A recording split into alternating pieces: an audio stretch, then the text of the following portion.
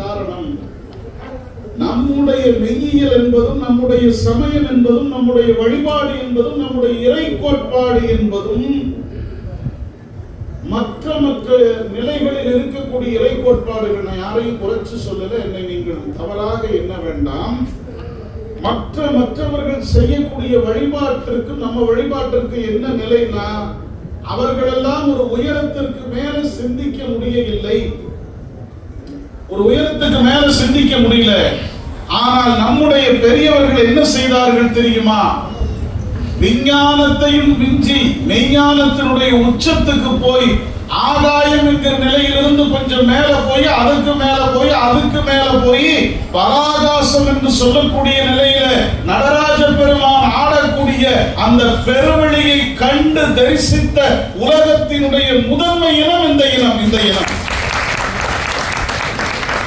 அப்ப இங்கே ஏற்பட்ட பிறழ்வுகளும் தடுமாற்றங்களும் தடமாற்றங்களும் இன்றைக்கு நம்முடைய நெறியை கொஞ்சம் சிதிலமடைய செய்திருக்கிறது. அதை எப்படி சரி செய்வது, ஏன் சரி செய்வது? சின்ன உதாரணம் சொல்றேன். நம்மள எத்தனை பேர் சிவபெருமானுடைய திருமேனியை நீல நிறத்துல பார்த்திருக்கிறேன்னு சொல்லுங்க. பொய் சொல்லாதீங்க, எல்லாருமே பார்த்திருக்கிறோமா? எல்லாருமே பார்த்திருக்கிறோமா? சிவபெருமானுடைய திருமேனியை நீல நிறத்துல போட்டிருப்பாங்க. அது உண்மையான திருமேனியா? இல்ல, அவருடைய நிறம் என்ன? செம்மேனி அம்மான். இந்த செம்மேனி அம்மானை வடபுலத்தில் இருப்பவர்கள் நீல நிறத்தில் காட்டினார்கள். அவங்களுக்கு கொஞ்சம் பத்தாது, யாரையும் குறை சொல்லல, அவங்களுக்கு பத்தாது. ஏன்னா அவர்கள் பொது வழிபாடு செய்கிறார்கள், ஆனால் பொதிந்த தத்துவ வழிபாடு செய்யக்கூடியவர்கள் நம்முடைய பெருமக்கள். அதனால இங்கே நீல நிற திருமேனிக்கு இடமில்லை, அவன் செம்மேனியம்மா. இப்படியெல்லாம் இருக்கக்கூடிய அந்த சிதிலங்களை, பிறழ்வுகளை நாம சொல்லலின்னு சொன்னா எதிர்காலத்துல அதுவே வரலாறாகிவிடும் என்கிற அச்சத்தை புரிந்து கொண்டுதான் தியாகராசனார் என்கிற அந்த மனிதன் புறப்பட்டு இன்றைக்கு மாபெரும் சைவ புரட்சியை ஏற்படுத்திக் கொண்டது. இங்கே இந்த குருபூசை ஒவ்வொரு ஆண்டும் நடைபெறுவதற்கு காரணம், எப்பவுமே இந்த செம்பு பாத்திரம் பார்த்திருப்போம், பித்தளை பாத்திரம் பார்த்திருப்போம். அதெல்லாம் நம்ம பயன்படுத்துகிற போது அதை என்ன செய்யணுங்க? தூய்மைப்படுத்தணும். எப்படி தூய்மைப்படுத்தணும்? புளி போட்டு தூய்மைப்படுத்தணும். இல்லைன்னா என்ன, அந்த கழும்பு மேல அதனுடைய தன்மையை மாற்றி, நிறத்தை மாற்றி, தூய்மையை மாற்றி நமக்கு இடையூறை கொடுத்து விடும். அதுபோல நம்முடைய மனம் என்பது ஒரு பித்தளை செம்பு பாத்திரத்தை போன்றது. இந்த மனதை குறைந்தபட்சம் ஒரு ஆண்டுக்கு ஒரு முறையாவது நாவுக்கரசு பெருமானுடைய குருபூசை என்கிற இந்த வழிபாட்டு புளியை போட்டு விளக்கவில்லை என்று சொன்னால் இந்த மனமும் நமக்கு துன்பத்தை கொடுத்து விடும் என்கிற காரணத்தினால இந்த குருபூசையை ஒவ்வொரு ஆண்டும் நாம் சிறப்பாக சொல்றோம். நமக்கு தெரிய வேண்டிய செய்தி என்ன? ஏதோ தவற விட்டாலும் விடுங்க, நான் தப்புன்னு சொல்லல. தீபாவளிக்கு கொண்டாட முடியலையா, ஏதோ ஒரு காரணம் விட்டுருங்க. மற்ற விழாக்கள் வருகிறது, கொண்டாட இயலவில்லையா, கவலைப்பட வேண்டாம். ஒருபோதும் நாவுக்கரசு பெருமானுடைய குருபூசையை கணபதிபாளையம் நாவுக்கரசர் மடத்தில் மட்டும் கலந்து கொள்வதில் யாரும் தவற விட்டு விட வேண்டாம். ஏனென்றால் அப்படி தவற விட்டு விட்டால் இந்த மனம் மீண்டும் தன்னுடைய பழைய நிலைக்கு போய் நமக்கு ஒரு துன்பத்தை விளைவித்து விடும். அப்படி இந்த மனத்தை புதுப்பித்துக் கொண்டும் நம் சமயத்தினுடைய ஆழமான நெறியை காட்டுவதற்கும் அந்த நெறியிலே நிற்பதற்கும் நமக்கு ஒரு வாய்ப்பாக அமைந்த பெருவிழா தான் இன்றைக்கு நாம் அமர்ந்திருக்கக்கூடிய இந்த திருவிழா. அதனால இப்படிப்பட்ட ஒரு விழாவை ஒவ்வொரு ஆண்டும் மிகச் சிறப்பாக செய்யக்கூடிய திருமணத்தினுடைய தொண்டர் பெருமக்களுக்கு என்னுடைய தளர்ந்தாழ்ந்த வணக்கத்தை உங்கள் அத்தனை பேர் சார்பாகவும் முடித்தாக்கி மகிழ்ச்சி அடைகிறேன். கரவொலி போதனை.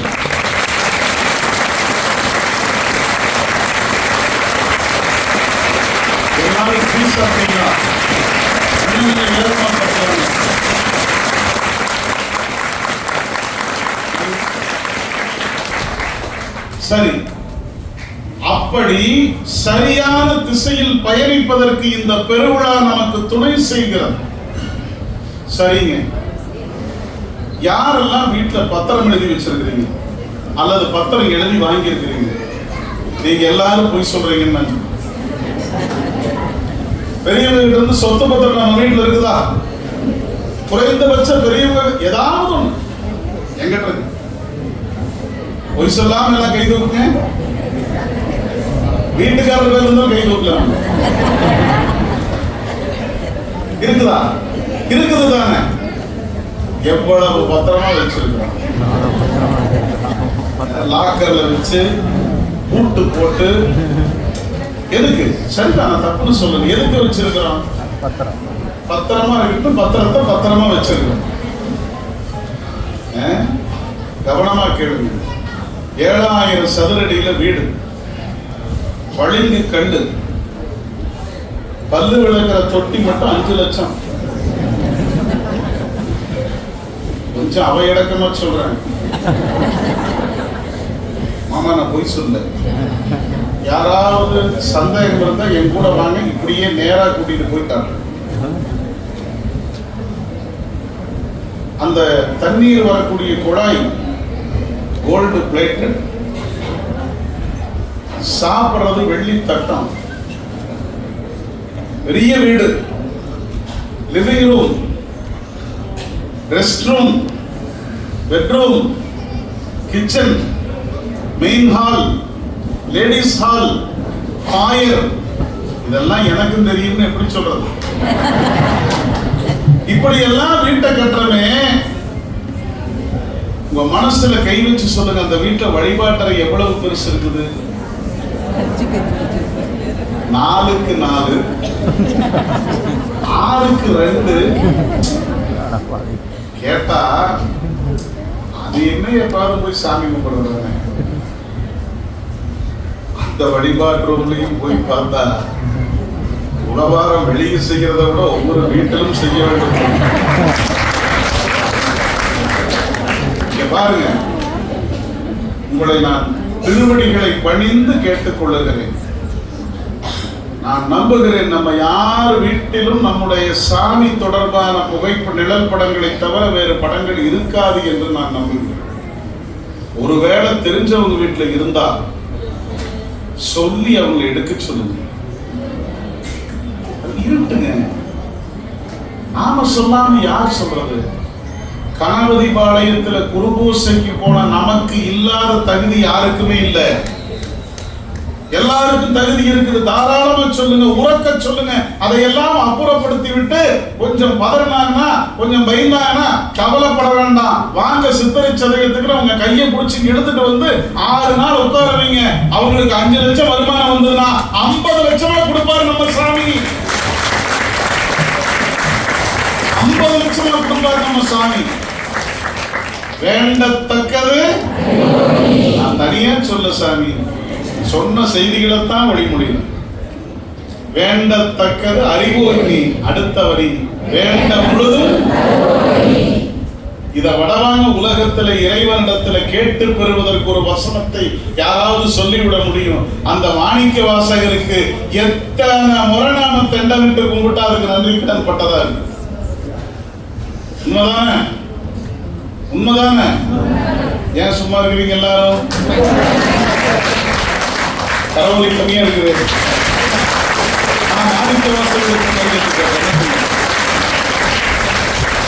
இல்லையா?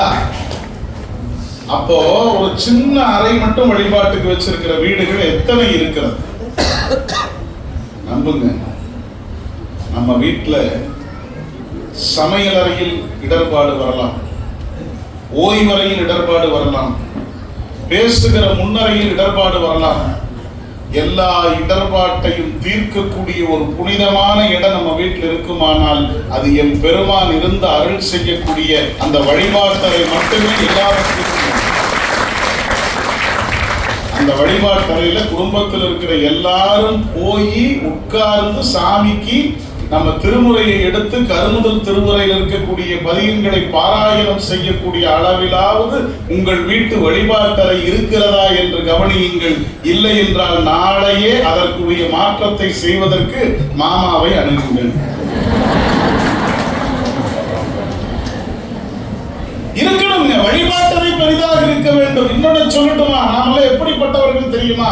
எனக்கு தெரியும், பழைய காலத்துல நம்முடைய வீட்டுல விருந்தினர்களுக்கான அறை இருந்தது, ஓய்வறை இருந்தது, பொருள் வைக்கும் அறை இருந்தது, உண்ணும் அறை இருந்தது, உணவை உற்பத்தி செய்யும் அறை இருந்தது, இத்தனை அறைகளும் இருந்தது. வழிபாட்டறை தனியாக இல்லை.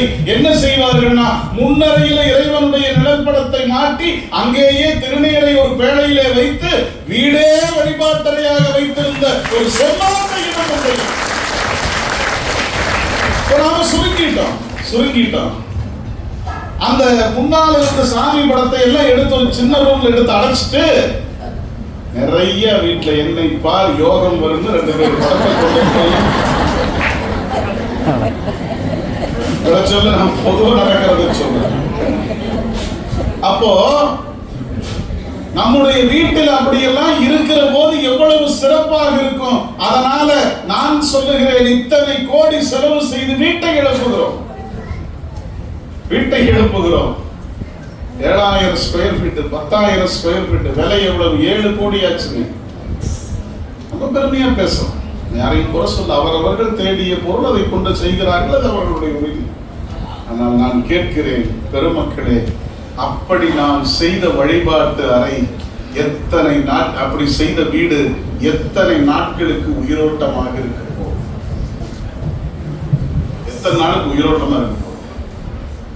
நீங்க எல்லாம் சரியா பண்ணிட்டு, இந்த வாஸ்து நிபுணர்னு ஒருத்தர் இருப்பாங்க, நான் கூட சொல்ல. எனக்கு என்ன வருத்தம்னா, ஒரு 10 பேரை கூட்டிட்டு வாங்க, ஆளுக்கு ஒரு தப்பு சொல்லுவாங்க. நான் சொல்றேன், வீடு கட்டுவதற்கு முன்பாக நம்முடைய மரபில் ஒரு வழக்கம் இருந்தது. வீடு கட்டுவதற்கு பயன்படுத்தக்கூடிய அந்த கல்லையும் மண்ணையும் நீரையும் எடுத்துக்கொண்டு போய் இறைவனுடைய திருக்கோயிலில் வைத்து வழிபாடு செய்துவிட்டு வருவார்கள். யாராவது அந்த தேவை இருந்ததுன்னா எங்கேயும் போக வேண்டாம், நேரம் இங்க இருக்கிற மாப்பிள்ளை சாமி கிட்ட வாங்க, இங்க கொண்டு வந்து சாமி முன்னாடி வைங்க. இங்க இருக்கிற சாமி வீழியழகருக்கு மாப்பிள்ளை சாமின்னு பேரு. அவர் இருக்கிற கருவறை ஏற்கனவே நான் பலமுறை சொல்லியிருக்கிறேன், பெரியவங்களுக்கு சொல்லியிருக்கிறாங்க. அது மணவரை போன்ற கருவறை. திருவிழிமிடலையில் இருக்கக்கூடிய கருவறை மணவரை தான். அந்த மணவரையில் இருக்கிற சாமி மாப்பிள்ளை சாமி கிட்ட கொண்டு வந்து அந்த கல்லையும் மண்ணையும் நீரையும் வைத்து வழிபாடு செய்துவிட்டு மனநிறைவோடு போய் வீட்டு வேலையை தொடங்குங்கள். சத்தியமாக சொல்லுகிறேன், அது திருக்கோயிலாக வளரும். திருக்கோயிலாக.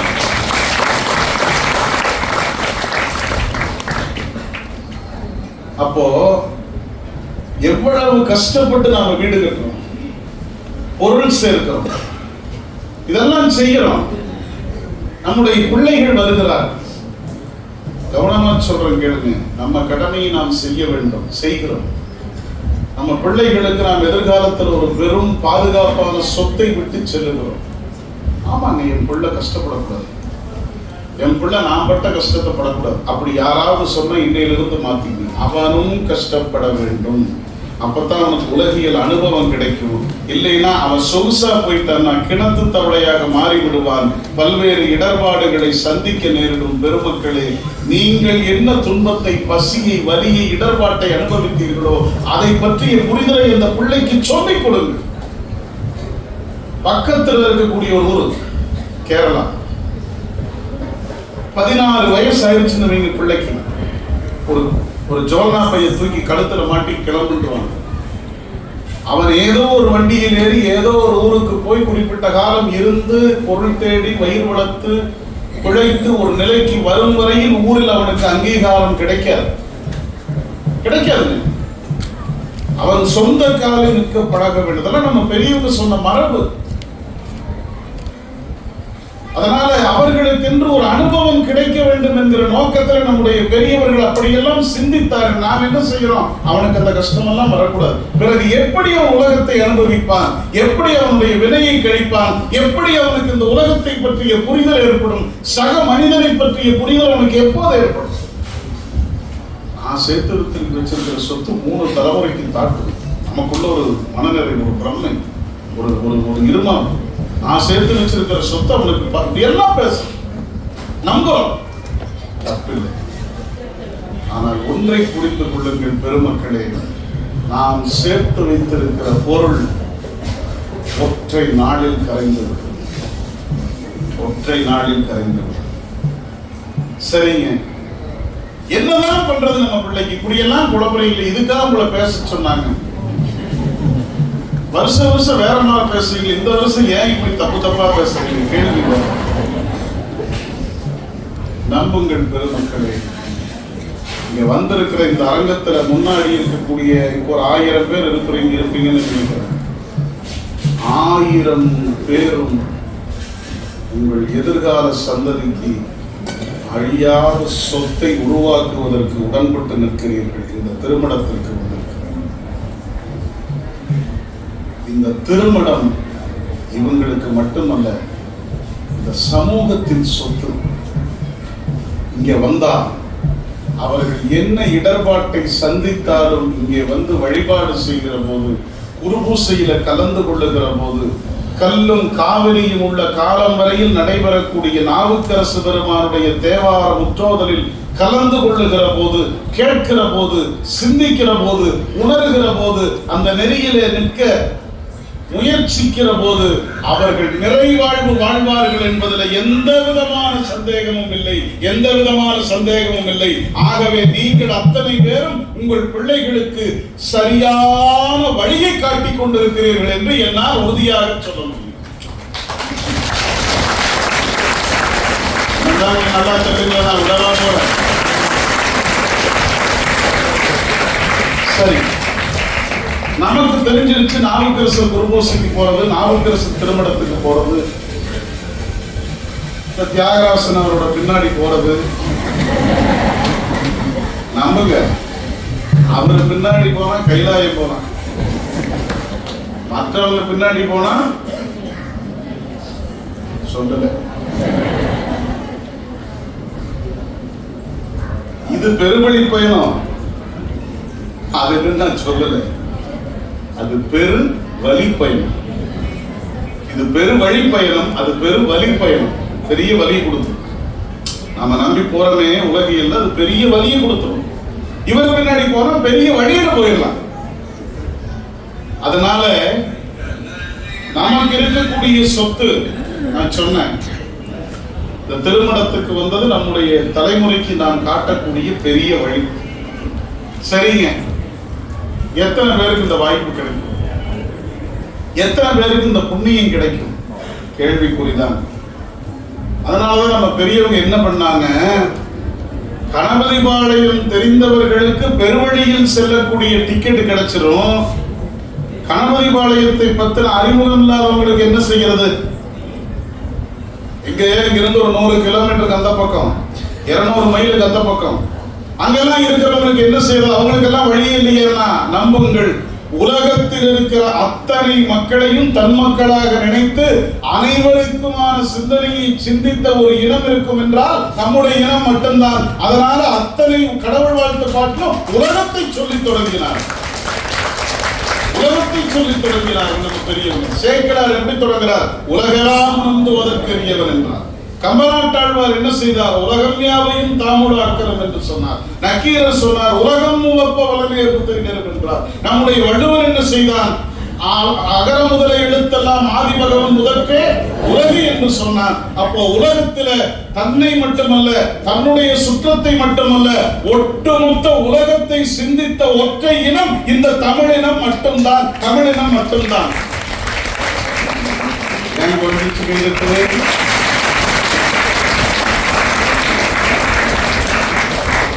சரி, அப்படி சிந்தித்தவர்கள் என்ன செய்தார்கள்? என்ன செய்தார்கள்? ஆங்காங்கே பெருமானுடைய திருக்கோயிலை இறைவனுடைய கருணையினாலே அவர் காட்டிய இடத்திலே அமைத்து அருளினார். என்ன செஞ்சாங்க?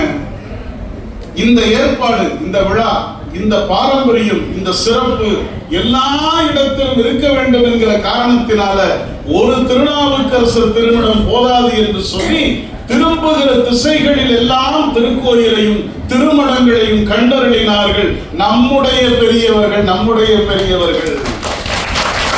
எத்தனை கையெழுத்து கொடுத்த அந்த பெருமக்களுக்கு நாம் நன்றி சொல்ல முடியும். சும்மா இந்த மடங்கு சாதாரண வேலையா? கொள்ளையடிச்சாவது 7 கோடியில வீடு கட்டிடலாம். நினைச்சா இந்த மடத்தை கட்ட முடியுமா?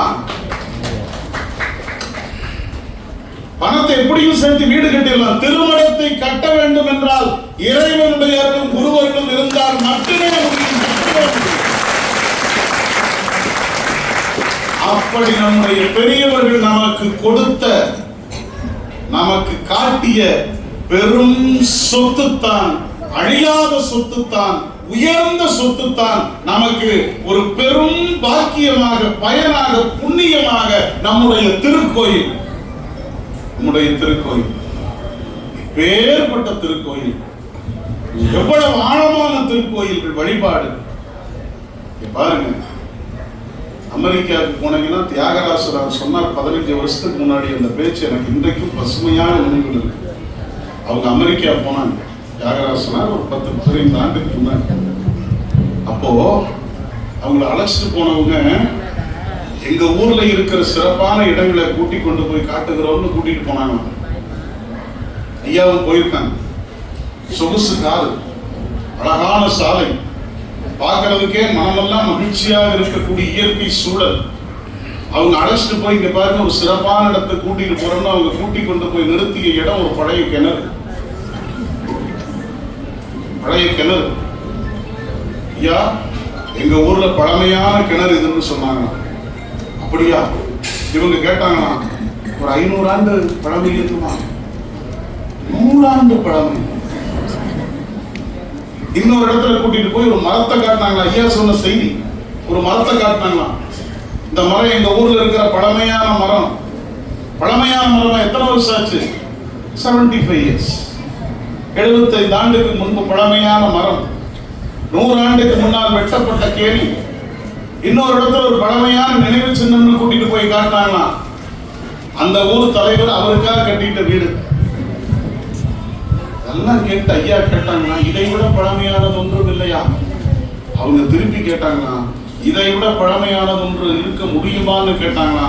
அப்ப நம்ம ஐயா சொன்னாராம், வந்து பாருங்க, எங்க ஊர்ல ஒவ்வொரு ஊரிலும் 1000 ஆண்டு பழமையான ஆலமரம் இன்றைக்கு.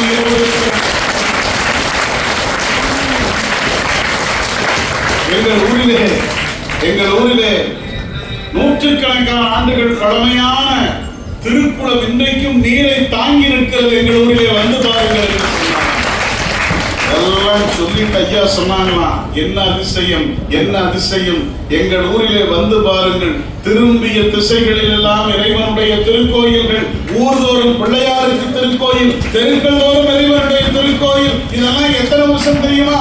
2000 ஆண்டு 3000 ஆண்டு இந்த மண்ணிலே, இந்த மண்ணோட அடையாளமாக அவங்க சொல்ல செய்யும். அவங்க கேட்டாங்களா, அத்தனை வருஷத்துக்கு முன்னாடி உங்க ஊர்ல மனிதன் இருந்தானான்னு கேட்டாங்க. என்ன கொடுமை.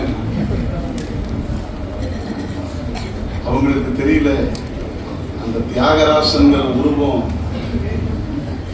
நாகரீகத்தின் தொட்டில் 40 ஆண்டுகளுக்கு 50 ஆண்டுகளுக்கு முன்னால மார்தட்டிட்டு தவறான பிரகடனம் செய்த லண்டன்ல இருந்து வந்த உருவம் அல்ல. அரை உலகம் என்று சொல்லக்கூடிய அமெரிக்காவிலிருந்து வந்த உலகம் அல்ல.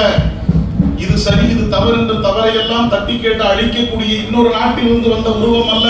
ஒட்டுமொத்த உலகத்துக்காக சிந்தித்த, உலகத்தின் முதல் மனிதன் தோன்றிய தமிழ் மண்ணிலிருந்து அந்த பெருமகனார் அவர்களுக்கு தெரியவில்லை.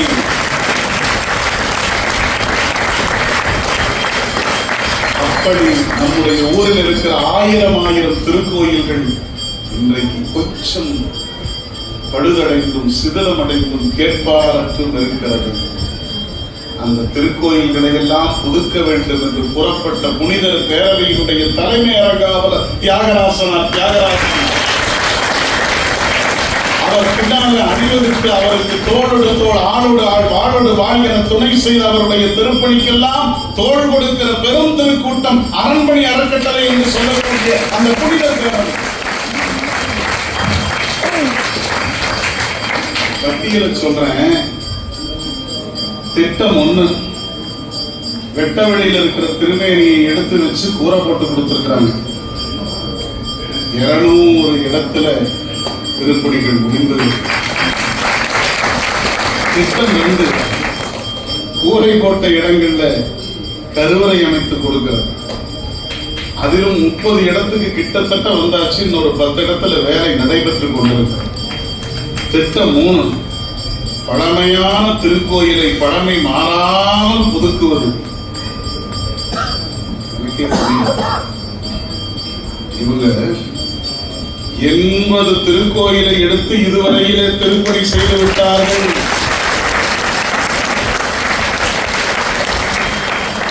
அதெல்லாம் பெருசுன்னு நினைச்சா அவங்க ஒரு பட்டியலை என் கையில கொடுக்கிறாங்க. அந்த பட்டியலை பார்த்து என் கையில திணிக்கிற போது சந்திரகாவும் மாமாவும் கண்ட கண்ணீர் விட்டு சொன்னாங்க, இப்போதுதான் நாங்கள் தொடங்கி இருப்பதை போன்ற உணர்வு எங்கள் உள்ளத்தில் ஏற்பட்டிருக்கிறது. இன்னும் 1000 ஆலயங்கள் கேட்பாரற்று இந்த மண்ணிலே இருக்கிறது. அவற்றையெல்லாம் திருப்பணி செய்வதற்கு எங்களுக்கு ஆசைதான். என்ன செய்வது? தக்க துணை வேண்டுமே என்று தவித்துக் கொண்டிருக்கிறோம் என்கிற ஆவலை என்றார்கள். நான் நம்புகிறேன், நாவுக்கரசர் குருபூசையில் இந்த வளாகத்தில் கூடியிருக்கிற நம்மை தவிர வேறு தகுதியானவர் யார் இந்த திருப்பணிக்கு துணை செய்வதற்கு? என்ன செய்கிறது? உடனே அரண்மனையில் பதிவு செய்யும். உற்றார் உறவினர்களுக்கு கிஃப்ட் கொடுக்கணும்னு ஏதாவது வாய்ப்பு இருந்ததுன்னா, முயற்சி இருந்ததுன்னா, ஆசை இருந்ததுன்னா ஒன்றும் பண்ண வேண்டாம். ஒரே ஒரு கிஃப்டை மட்டும் கொடுங்க. அரண்மனைங்கிற ஏப்ப அப்படியே அவங்க செல்லில் ஏற்றி விடுங்க. அதில் அவங்க மாதாந்திர ஒரு தொகை செலுத்தினாங்கன்னா தெரிந்தோ தெரியாமலோ அவர்களுடைய சிவ புண்ணியத்தை தூண்டிய புண்ணியம் உங்களை வந்து சேரும். உங்கள் பரம்பரைக்கு துணை செய்யும்.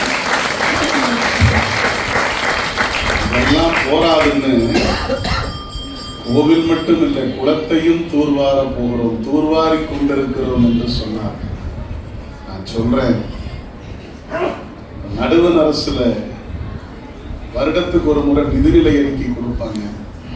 விவசாயத்துக்கு ஒரு நிதிநிலை அறிக்கை, பொது நிதிநிலை அறிக்கை. நான் ஆசைப்படுகிறேன், அரண்மனைக்கென்று ஒரு நிதிநிலை அறிக்கை தயாரித்து அதற்கு நிதி ஒதுக்குவதற்கு அரசு தயாராக இல்லாவிட்டாலும் அந்த அரசின் கீழ் இருக்கிற குடிமக்களாகிய நாம் அதற்கு துணை செய்ய வேண்டும். உங்கள் திருவடிகளை பணிந்து கேட்கிறேன். இவ்வளவு கொடுங்க, அவ்வளவு கொடுங்க. உங்களால் என் பேர்ல, என் மனைவி பேர்ல, என் பிள்ளைகள் பேர்ல, என் பெற்றோர் பேர்ல, என் உற்றார் உறவினர் பேர்ல, யாருக்கெல்லாம் வாய்ப்பு இருக்குமோ. ஒரு சட்டை எடுத்தா 5000, என் சட்டை அவ்வளவு இல்லை, இது 200 300 தான். வேட்டி எடுத்தா 5000, செருப்பு இன்னைக்கு 15000.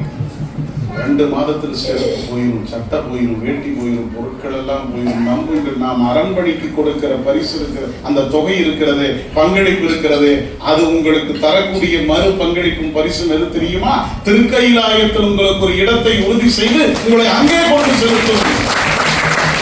திருக்கைலாயம் செல்வதற்கு வழிகாட்டக்கூடிய பெரும் சமயம் இந்த சைவம் மட்டுமே. அந்த வாய்ப்பை எளிமையாக்கி தந்திருப்பது அரண்மனை அறக்கட்டளை. அந்த வாய்ப்புக்கு வழிகோலி இருப்பது இந்த குருபூசை. உங்கள் எல்லோரையும் திருவடிகளை பணிந்து விண்ணப்பிக்கிறேன். அரண்மனையில் அங்கமாகுங்கள், உறவினர்களை அங்கே கொண்டு சேருங்கள். இருப்பவர்கள், வாய்ப்பு இருப்பவர்கள், தெரிந்தவர்களிடத்துல கேட்டு, இல்லை யாசித்தாவது இந்த சொத்துக்களை நாம் பாதுகாப்போம். நம்முடைய எதிர்கால சந்ததி வெளிச்சமாக சுபிட்சமாக வாழும். இது இறைவனுடைய சத்தியம் என்று சொல்லி நேரம் கருதி நிறைவு செய்கின்றேன். திருச்சிற்றம்பலம்.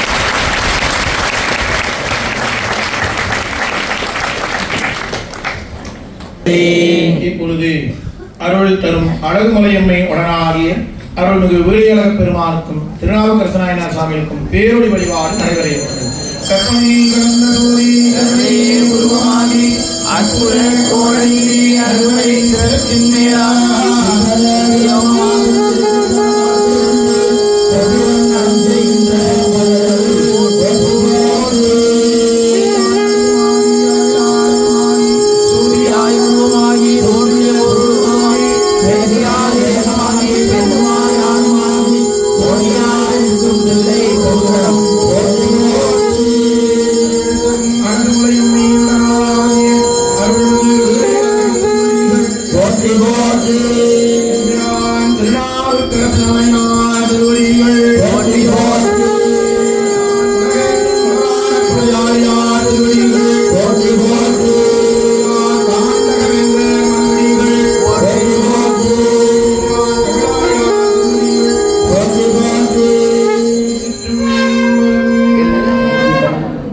எழுந்தருடைய பெருமானுடைய திருச்சபைக்கு இப்பொழுது ஐம்பெரும் புராணம் விண்ணப்பம் செய்யப்பெறுகிறது. முதற்கண் திருத்தேவாரம்.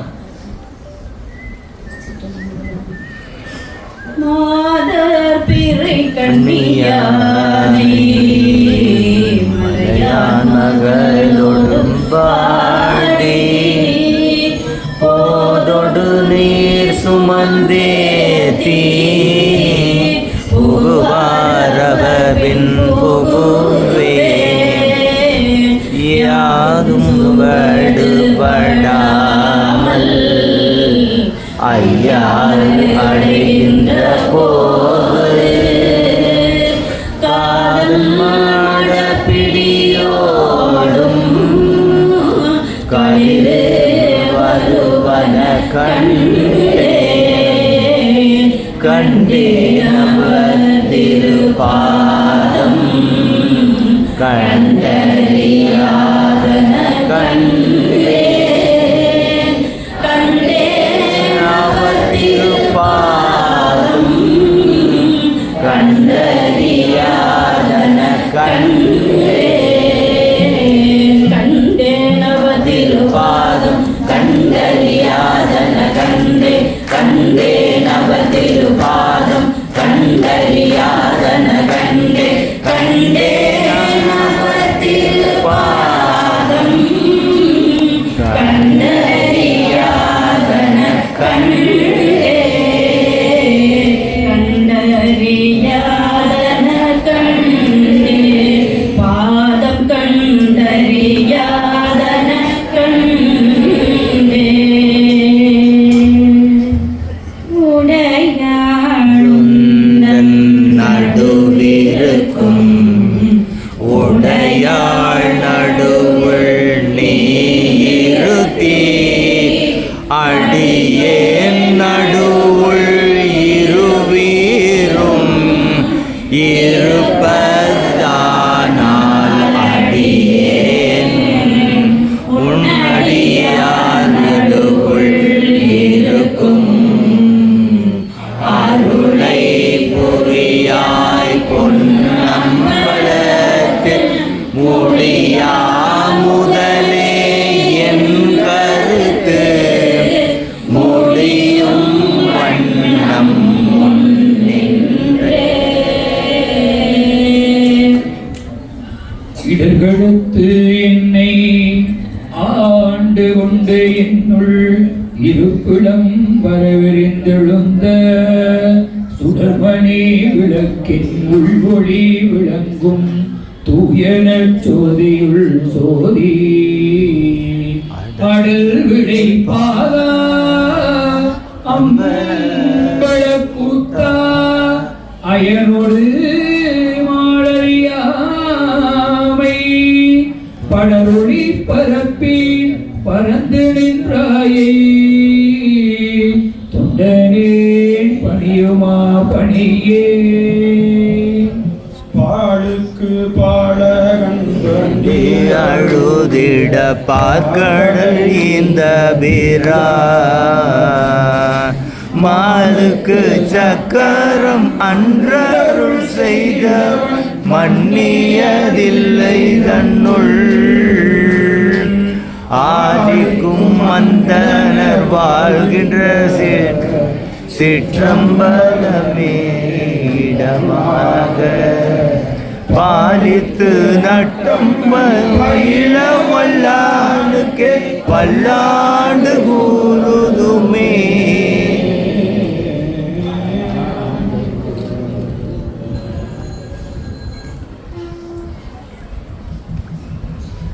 வெள்ளி வெற்பின் மேல் மரகதக் கொடியுடன் விளங்கும் தெள்ளுவேரொளி பவள வெற்பன்னை இடப்பாகங்குள்ளும் மாமலையாளுடன் கூட விற்றிருந்த வள்ளலாரை முன் கண்டன வாக்கின் மன்னவனா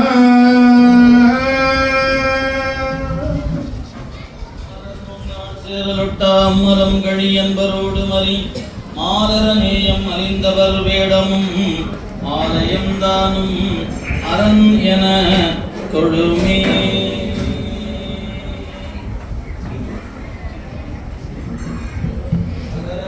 எழுத்தெல்லாம் ஆதி பகவன் முதற்றே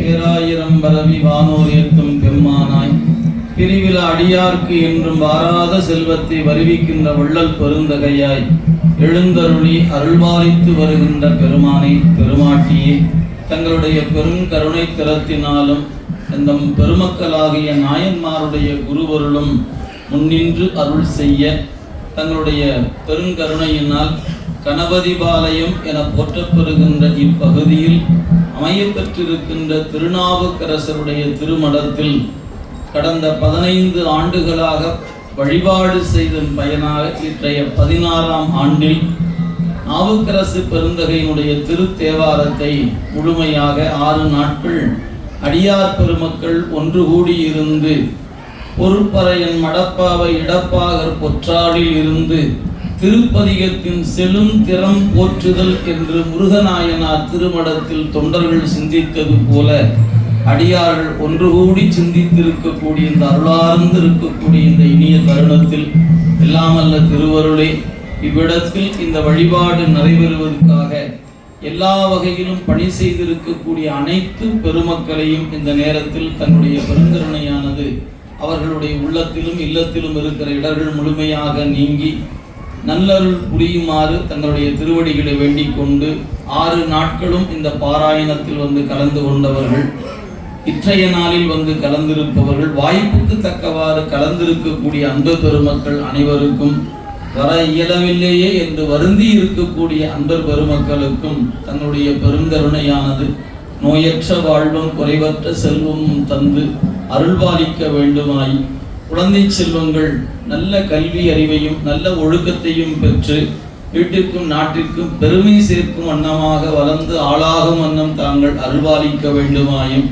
அவர் செய்து வருகின்ற தொழில் வியாபாரம் நன்முறை நடைபெறும் பொருட்டு அருள்பாலித்து உழவு தொழில் சிறக்கும் பொருட்டு வேண்டிய காலத்து வேண்டிய அளவு மழையாக பொழிந்து பயிர்களும் உயிர்களும் செழிக்க அருள்பாலிக்க வேண்டுமாய் தங்களுடைய திருவடிகளை வேண்டிக் கொண்டு எல்லாமல்ல திருவருளை தங்களுடைய பெருங்கருணையினாலே நாவுக்கரசருடைய திருப்பதிகத்தை முற்றும் ஓதுகின்ற இந்த வழிபாட்டை வருகிற நாட்களில் இன்னும் செம்மையாக செய்வதற்குரிய பெருங்கருணையை எங்கள் அனைவருக்கும் வழங்கி அருள வேண்டுமா இந்த நேரத்தில் வேண்டிக் கொண்டு வழிபாட்டில் கலந்திருக்கக்கூடிய அன்பர் பெருமக்கள் அவரவர் உள்ளத்தை எண்ணி இருக்கின்ற கருத்தை அறிந்து முடித்து கொடுக்க வேண்டுமாய் தங்களின் திருவடிகளை வேண்டிக் கொண்டு தங்களுடைய அருட்கருணையினாலே சைவநெறி தழைக்கும் வண்ணமாக சரியை கிரியை யோகம் ஞானம் என்கிற 4 நெறிகளில் அவரவர் செய்து வருகின்ற பணிகள் தொண்டுகள் அனைத்தும் மென்மேலும் வளரும் பொருட்டு தாங்கள் அருள்பாலித்து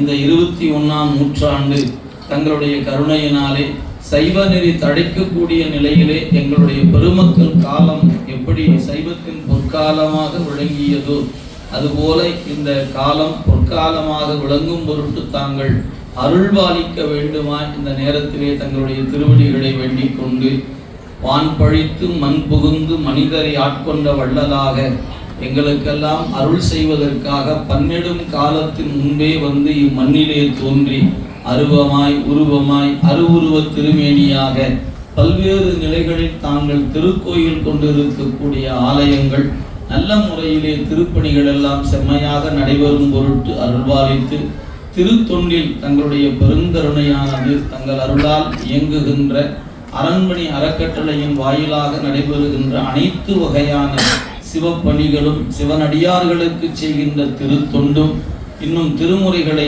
இல்லங்கள் தோறும் கொண்டு சேர்க்கின்ற பணிகளும் செம்மையாக நடைபெறும் பொருட்டு தாங்கள் அருள்பாலிக்க வேண்டுமாய் தங்களின் திருவடிகளை வேண்டிக் கொண்டு எங்களுடைய அன்பு வழிபாட்டிலும் வாழ்க்கை முறையிலும் இந்த திருமுறை பாராயணத்திலும் எங்களை அறியாது பிழைகளோ குற்றங்களோ இருக்குமாயின் தாங்கள் அவற்றை குற்றங்கள் நீக்கி குணம் கொண்டு போதாட்டுகின்ற தங்களுடைய வற்றாத கருணையின் காரணமாக எங்களுடைய பிழைகளை பொறுத்து தாங்கள் அருளிய நிலையிலே அடியார்கள் செய்த அனாச்சாரம் பொறுத்தருளி என்றும் அடியார்மை சீராத பெருமானை என்று எங்கள் அப்பமூர்த்திகள் அருளிய வாக்கு கிணங்க பொறுப்பரன்றோ பெரியோர் சிறு நாய்கள் தம் பொய்யினையே என்னும் திருவாக்கு இணங்க எங்களுடைய பிழைகளை எல்லாம் பொறுத்து வருகிற காலங்களில் எவ்விதமான குற்றங்களுக்கும் ஆட்படாமல் தங்களுடைய திருவருளுக்கு உரியவர்களாய் சித்தாந்த செந்நெறியிலே நின்று சைவ நெறிக்கு உரிய வண்ணமாக பணி செய்கின்ற வாய்ப்பை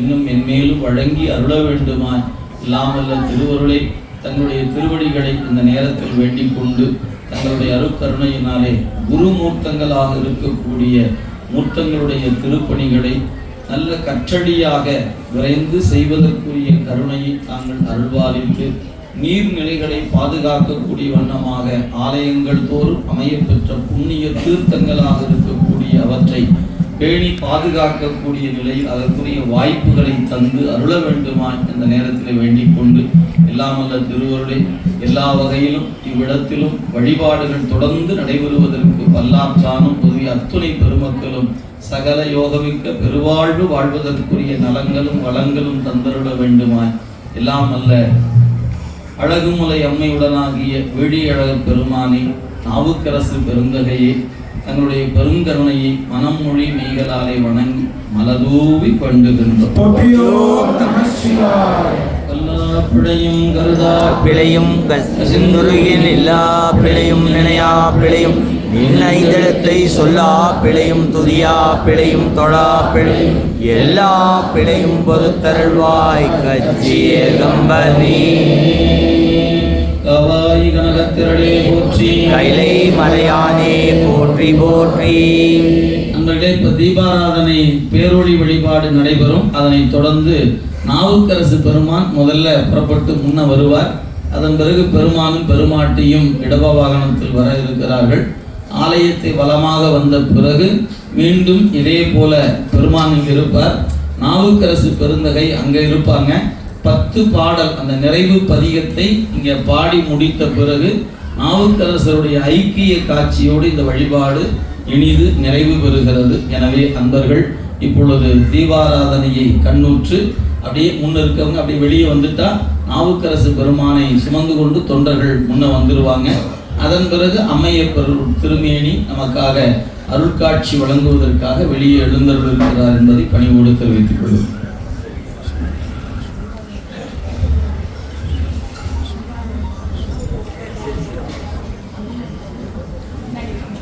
சரி